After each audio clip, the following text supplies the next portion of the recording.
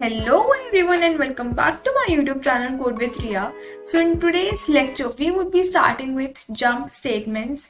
Previous lectures के अंदर मैंने आपको कंट्रोल स्टेटमेंट्स पढ़ाए थे, लूपिंग स्टेटमेंट्स के बारे में हमने डिस्कस करा था and the last part is jump statements. आज हम जंप स्टेटमेंट्स की बात करने वाले हैं. जंप स्टेटमेंट्स के अंदर बेसिकली आपके पास 3 टाइप्स आते हैं. First one is break, second one is continue and the third one is go to statement. ये तीनों ही स्टेटमेंट्स काफी ज्यादा इंपॉर्टेंट होते हैं और एमसीक्यूज के अंदर काफी बार आ जाता है इनके बारे में. So let's start with it. Basically break के बारे में हम सबसे पहले बात करने वाले हैं.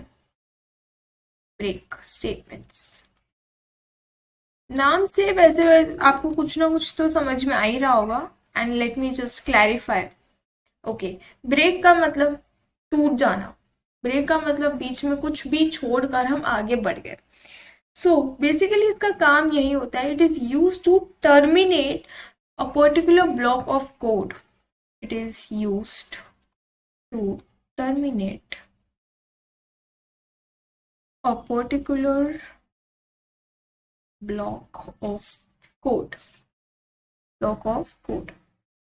इसको हम एक एग्जाम्पल की हेल्प से समझेंगे तो ज्यादा क्लैरिफाई हो जाएगा ये पॉइंट. ओके, सो हैश इंक्लूड stdio.h आप लिखते हो. इसके बाद आप क्या लिखोगे, इंट मेन. मैं बहुत ही एक सिंपल सा एग्जाम्पल ले रही हूँ. For example if I have to print numbers from 1 to 10. ये एग्जाम्पल हमारा कि हमको 1 से लेकर 10 तक क्या करनी है, नंबर प्रिंटिंग करनी है. सबसे पहले हमने हेडर फाइल लिखी, इंट मेन फंक्शन लिखा. और इसके बाद मैं सिंपली लिखूंगी int I is equals to 1 and यहाँ पे मैं एक वाइल लूप लगाती हूँ. I is less than equal to 10. आप सबको पता है हम ये लूप लगाते हैं. और यहाँ पे हम कर देते हैं cout. I mean cout नहीं होगा, यहाँ प्रिंट एफ होगा. प्रिंट एफ क्या करेंगे, यहाँ पे हम आई की वैल्यू को क्या करें, शो करें.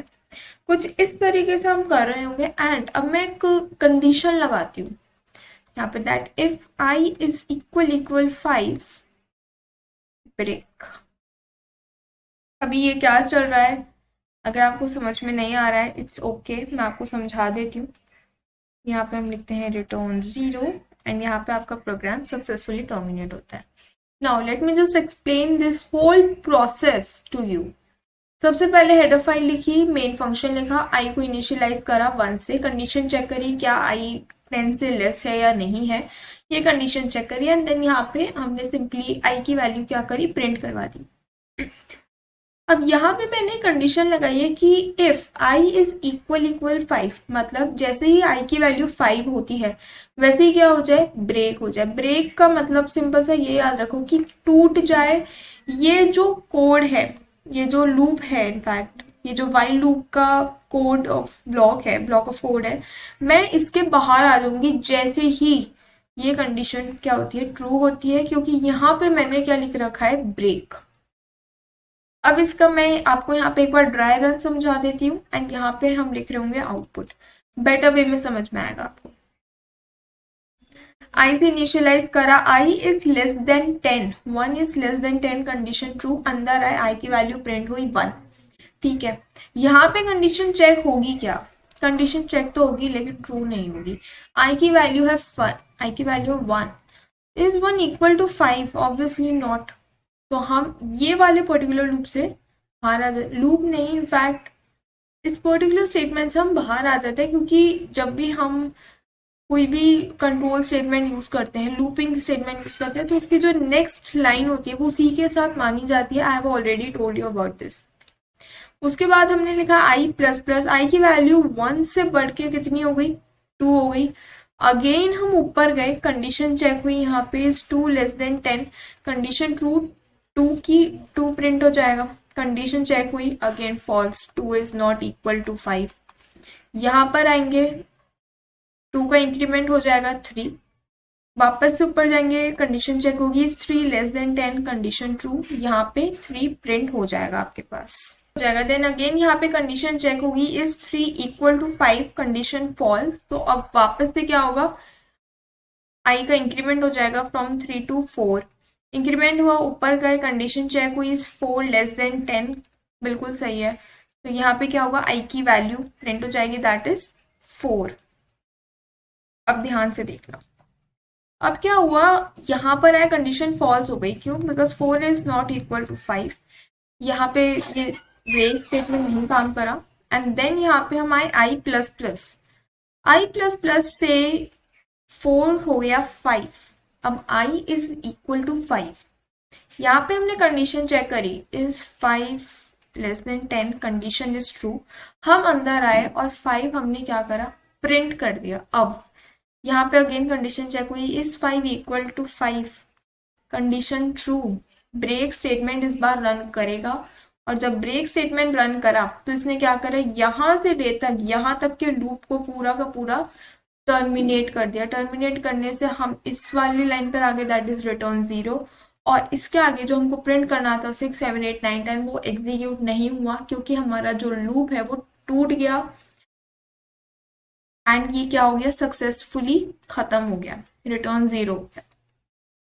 सो ब्रेक स्टेटमेंट किस काम के लिए आप यूज करते हो, I hope that you are able to understand this particular concept. जब भी आपको एक पर्टिकुलर ब्लॉक ऑफ कोड से एग्जिट मारना है किसी पर्टिकुलर कंडीशन के बाद, किसी स्टेटमेंट के बाद, तो आप सिंपली ब्रेक को यूज कर सकते हो। ब्रेक के बाद आपने जो कुछ भी लिखा है उस पर्टिकुलर लूप के अंदर, उस पर्टिकुलर ब्लॉक के अंदर, वो एग्जीक्यूट नहीं होगा। Now let's move to our second statement, that is continue. Continue statement पे हम मूव करते हैं। Second one is continue. Continue तो नाम से ही समझ में आ रहा है कि मतलब रुका पहले और फिर उसने बोला नहीं यार चलो चलते रहते हैं।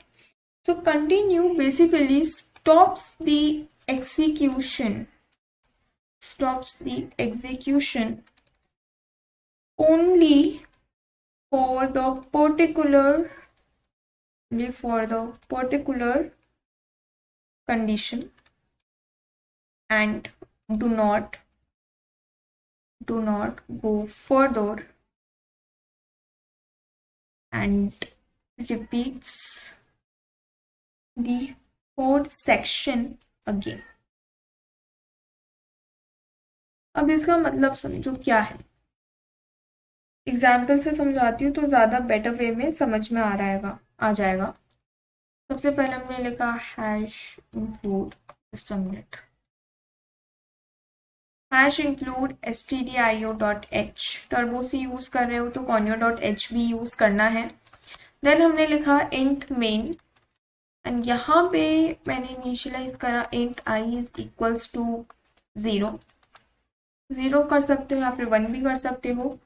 वाइल कंडीशन लगाई, सेम चल रहा है, 1 से लेकर 10 तक ही हमको क्या करना है, प्रिंट करना है। इसके अंदर मैंने एक ब्लॉक ऑफ कोड डिफाइन करा, यहाँ पे मैंने लिखा आई प्लस प्लस, यहाँ पे मैंने सेम कंडीशन लगाई, that if I is equal 5 then continue. यहाँ पे ब्रेक की जगह मैंने कंटिन्यू लिखा है तो इस पे ध्यान देना। एंड यहाँ पे प्रिंट एफ करके करेंगे %t, एंड आई की वैल्यू को हम क्या करवा रहे हैं, प्रिंट करा रहे हैं। ये हम थोड़ा नीचे बनाते हैं, या इसके बाद नॉर्मली लिखेंगे रिटर्न 0। यहाँ पे आपका ड्राई रन समझो एक बार, ड्राई रन, और यहाँ पे आउटपुट। सबसे पहले हमने इंट आई को 0 से इनिशियलाइज करा, क्योंकि मैं चाहती हूँ कि 1 से प्रिंटिंग हो। अगर मैं 0 से इनिशियलाइज नहीं करूंगी तो 1 से प्रिंटिंग नहीं होगी। क्यों? क्योंकि जैसे हम लूप के अंदर एंट्री करते हैं वैसे ही मैंने आई प्लस प्लस कर दिया है। आई प्लस प्लस आप एंड में भी लगा सकते हो, it doesn't makes a very big difference. सबसे पहले कंडीशन चेक हुई, इज 0 < 10, कंडीशन ट्रू, हम अंदर आ गए। यहाँ पर हो गया आई प्लस प्लस, आई प्लस प्लस से 0 की जो वैल्यू है वो बढ़कर हो गई 1। कंडीशन चेक हुई इधर, क्या 1 5 के इक्वल है, कंडीशन फॉल्स नहीं है, तो हम इस वाली लाइन में तो गए नहीं क्योंकि ये इसी के अंदर मानी जाती है, हम सीधा इस वाली लाइन पे आ गए जहां पर है प्रिंट एफ और आई की वैल्यू को प्रिंट करना है, दैट इज 1। ऊपर गए वापस से, आई की वैल्यू 1 ही है, इंक्रीमेंट नहीं हुआ है अभी, 1 ही है क्योंकि इंक्रीमेंट पहले हो चुका है। 1 is less than 10, condition true, अंदर आए 1 की वैल्यू इंक्रीज होके हो गई 2, कंडीशन चेक हुई is 2 equal to 5, the condition is false, and फिर वापस से कंटिन्यू स्टेटमेंट एग्जीक्यूट नहीं हुआ, and percentage D that is I की वैल्यू जो है वो यहाँ पे प्रिंट होकर आ जाएगी, दैट इज 2। अगेन हम ऊपर जाएंगे, यहाँ पे कंडीशन चेक हुई is 2 less than 10, condition is true, यहाँ पे अंदर आते ही 2 का इंक्रीमेंट हो गया 2 3। अब क्या होगा, ये कंडीशन चेक हुई, ये कंडीशन तो फॉल्स है because obviously 3 is not equal to 5, and यहाँ पे क्या हुआ, फिर 3 क्या हुआ, प्रिंट हो गया। नेक्स्ट आगे बढ़ते हैं, ये वापस से ऊपर गया, कंडीशन चेक हुई is 3 less than 10, condition is true, हम अंदर आए, इंक्रीमेंट हुआ 3 का 4 हो गया, कंडीशन चेक हुई, कंडीशन फॉल्स है because 4 is not equal to 5, again यहाँ पे आई की वैल्यू दैट इज 4 प्रिंट हो गई। ऊपर गए, कंडीशन चेक हुई is 4 less than 10, condition true, हम अंदर आए, इंक्रीमेंट हुआ 4 का हो गया 5, 5 पे ये कंडीशन ट्रू हो गई that 5 is equal to 5, 5 is equal to 5, ये वाली जो कंडीशन थी वो क्या हो गई, ट्रू हो गई। अब यहाँ पे इसने कंटिन्यू पढ़ा, कंटिन्यू क्या करता है, जो पर्टिकुलर जिस भी पर्टिकुलर कंडीशन के लिए हमने कंटिन्यू लगाया है वो पार्ट स्किप हो जाता है एंड लूप आगे चलता रहता है। अब यहाँ पे ये हो गया, अब ये इसके आगे जो लाइंस हैं वो एग्जीक्यूट नहीं हुई बल्कि हम सीधा यहाँ पर आ गए दोबारा, देखो समझो इसको, ये यहाँ पे ये कंडीशन ट्रू हुई आपकी, ये कंटिन्यू स्टेटमेंट क्या हुआ, एग्जीक्यूट हुआ। कंटिन्यू स्टेटमेंट बोलता है कि भाई मेरे लिए जो भी कंडीशन ट्रू होगी, मैं जो भी वैल्यूज की मुझे प्रिंट करानी होगी, दैट इज कि ये वाली कंडीशन क्या है मेरी, ट्रू हो गई है। अब इस कंडीशन के लिए मुझे काम करना है और इसके नीचे जो भी आएगा, कंटिन्यू के नीचे हम कुछ भी लिखते हैं तो वो एग्जीक्यूट नहीं होता है, बेसिकली जिस भी कंडीशन के लिए लिखते हो वो पार्ट स्किप हो जाता है। यहाँ पे हम आए नहीं, हम सीधा यहाँ से वापस कहाँ गए, इधर गए, यहाँ पे ये कंडीशन वापस से हमने करी, क्या है, is 5 less than 10, the condition is true, हम अंदर आए, 5 की वैल्यू इंक्रीमेंट होके हो गई आपकी 6, कंडीशन चेक हुई इधर, obviously 6 is not equal to 5, ये कंटिन्यू स्टेटमेंट काम नहीं करा, ये प्रिंट एफ काम करा, अब इसने आई की वैल्यू को क्या करा, प्रिंट करा। अब आई की वैल्यू 5 तो जी 5 जो थी वो तो कंटिन्यू की वजह से स्किप हो गई, लेकिन अब जो दोबारा वैल्यू आई दैट इज 6, यहाँ पे 6 प्रिंट होगा। ऐसे ही पूरा का पूरा आपका लूप कहाँ तक चलेगा, 11 तक चलेगा, 7 8 9 10, 11 तक कैसे चलेगा, late me just clarify you. यहाँ पे जैसे ही आपकी वैल्यू 10 प्रिंट हुई, ये ऊपर गया, इसने कंडीशन चेक करी that is 10 equal to 10, the condition is true, अंदर आते ही इसका क्या हो गया, इंक्रीमेंट हो गया, 10 से 11 हुआ, तब तो कंडीशन चेक नहीं हुई, बट हाँ फिर ये तो काम नहीं करेगा because 11 is not equal to 5, continue भी काम नहीं करेगा, ये प्रिंट एफ काम करेगा, आई की value that is 11 will be printed, and फिर ये ऊपर गया तो इसने कंडीशन चेक करी इज 11 इक्वल टू और less than 10, the condition is false, यहाँ से ले तक यहाँ तक का लूप टर्मिनेट हो गया एंड ये रिटर्न 0 हो गया, that indicates our program has terminated successfully. This was our continue statement. अब लास्ट स्टेटमेंट की हम बात करने वाले हैं, that is go to statement. कभी कभी आपसे इन तीनों स्टेटमेंट्स के बीच का डिफरेंस भी पूछ लिया जाता है, सो आई होप सो कि आप बता पाओ। तो basically it is a type of jump statement which is used to transfer the flow of execution of a program। देखो ये क्या है, it is used to transfer the flow of execution of a program। देखो, okay, so let's talk about the syntax. Syntax में basically आप क्या करते हो, सबसे पहले आप लिखते हो गो टू, एंड देन आप कोई भी नेम लिखते हो। ये नेम कहाँ का होता है, जहाँ पे आप अपने कोड को, जैसे हम वेबसाइट में बोलते हैं ना कि हम इस लिंक की वजह से एक दूसरी वेबसाइट पे रीडायरेक्ट हो जाते हैं, उसी तरीके से आप यहाँ पे इस नेम के ऊपर रीडायरेक्ट हो जाते हो। अब वो कैसे होता है मैं आपको समझाती हूँ, एक कोड लिखकर। कोड से चीजें बेटर समझ में आती हैं। तो hash include stdio.h, and next line में हम लिखते हैं, या तो आप इंट मेन लिख दो या फिर आप मेन भी लिख सकते हो। फंक्शंस के बारे में हम आगे आने वाले लेक्चर्स के अंदर डिस्कस कर रहे होंगे। देन मैंने बनाया इंट नम। फॉर एग्जाम्पल मैं चेक कर रही हूँ that whether a number is odd और इवन। तो मैं कोई नंबर एंटर करवाऊंगी यूजर से। सबसे पहले मैंने क्या किया, प्रिंट एफ किया एंड एंटर नंबर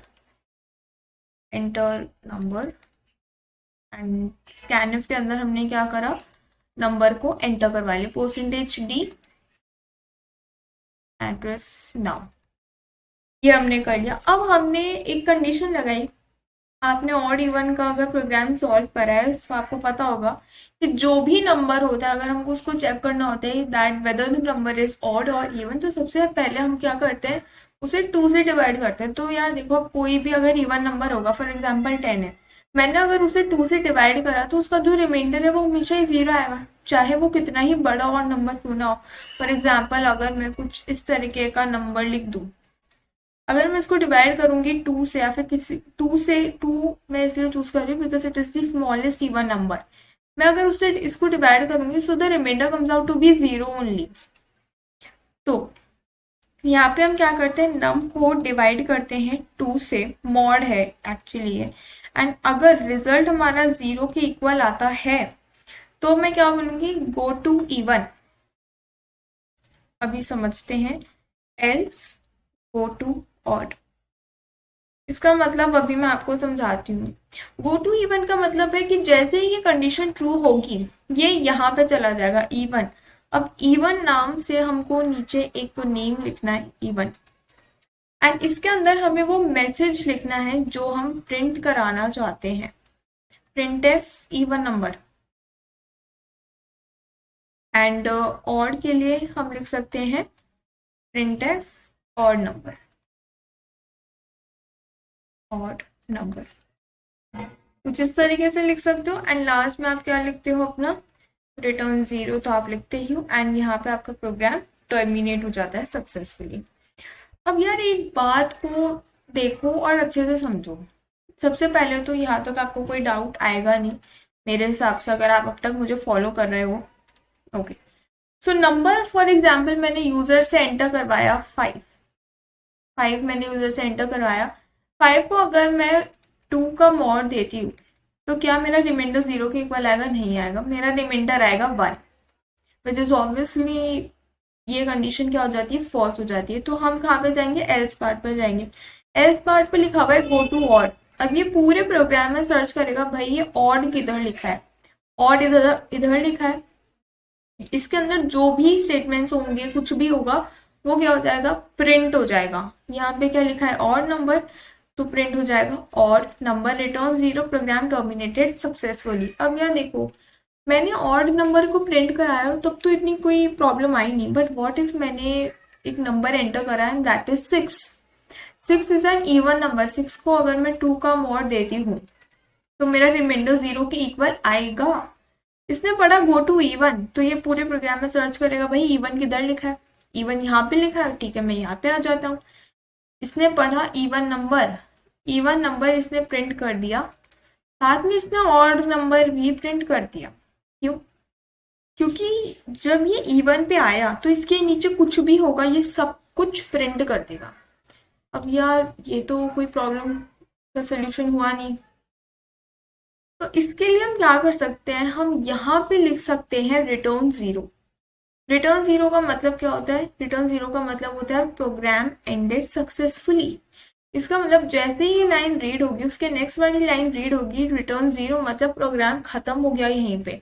और अगर ऑड है तो ऑड में तो हम लास्ट में रिटर्न 0 लिख ही रहे हैं। तो इस तरीके से आपका गो टू स्टेटमेंट काम करता है कि एक जगह से आपका प्रोग्राम एक दूसरी जगह पे पहुंच जाता है जस्ट बाय अ नेम।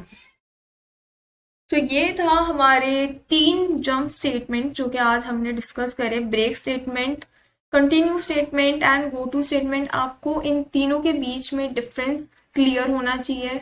अगर आपके पास एग्जाम में क्वेश्चन आता है that you have to explain jump statement, तो सिंपली सबसे पहले आपको जंप स्टेटमेंट की डेफिनेशन लिखनी है, then you have to write the types of jump statement and जो भी फॉर एग्जांपल ब्रेक स्टेटमेंट है, सबसे पहले आपको इसकी डेफिनेशन लिखनी है। इसका सिंटैक्स अगर आप लिख पाओ तो लिख देना, नहीं तो मैं डाल दूंगी नोट्स के अंदर ही। एंड उसके बाद आप क्या करोगे, प्रोग्राम लिखोगे। कोई भी अगर आप प्रोग्रामिंग क्वेश्चन अटेंड करते हो सो मेक श्योर कि आप बिना एग्जाम्पल के, और जब भी कोड की आप बात करते हो तो एग्जाम्पल कोड ही होता है, आप कुछ अलग से नहीं लिखते हो, चाहे क्वेश्चन के अंदर मेंशन हो चाहे नहीं हो, you have to write at least one code. Break statement का कोड लिखा, देन कंटिन्यू की डेफिनेशन लिखो, इसका कोड लिखो, गो टू का स्टेटमेंट लिखो, सिंटैक्स लिखो एंड देन इसका भी एक कोड लिखो। ज़रूरी नहीं है कि जो मैंने कोड आपको कराया है आपको यही कोड लिखना है। अगर आपके दिमाग में कोई और कोड है, yes, you can write them also. So yeah, that's all for today, and subscribe my channel if you are new to my channel, and don't forget to hit the bell icon. You don't have to worry about the notes. Notes will be given to you on the Telegram link. Telegram link is given in the description box. So make sure that you are following the Telegram page also. Also in the next lecture we would be starting with nested loop. Nested loop में एक concept आता है छोटा सा, उसके अंदर एक काफ़ी सारे अच्छे क्वेश्चंस बनते हैं, तो मैं आपको वो भी करवाऊंगी। And simultaneously we have launched important question series, वहाँ पे हम वो क्वेश्चंस को कर रहे हैं जो कि आपके एग्जाम पॉइंट ऑफ व्यू से काफ़ी ज़्यादा इंपॉर्टेंट है। So make sure that you don't miss out that also. So yeah, thanks for watching the video and stay happy and stay safe.